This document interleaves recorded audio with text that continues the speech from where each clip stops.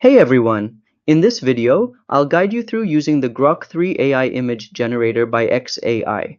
Whether you're new to AI art or just curious about Grok, this step-by-step tutorial will help you get started. Let's get started. Step 1. First, open your web browser and go to x.ai/grok. Sign in using your X, formerly Twitter account credentials. Step 2. Once logged in, you'll see a chat interface. Type a detailed description of the image you want to generate.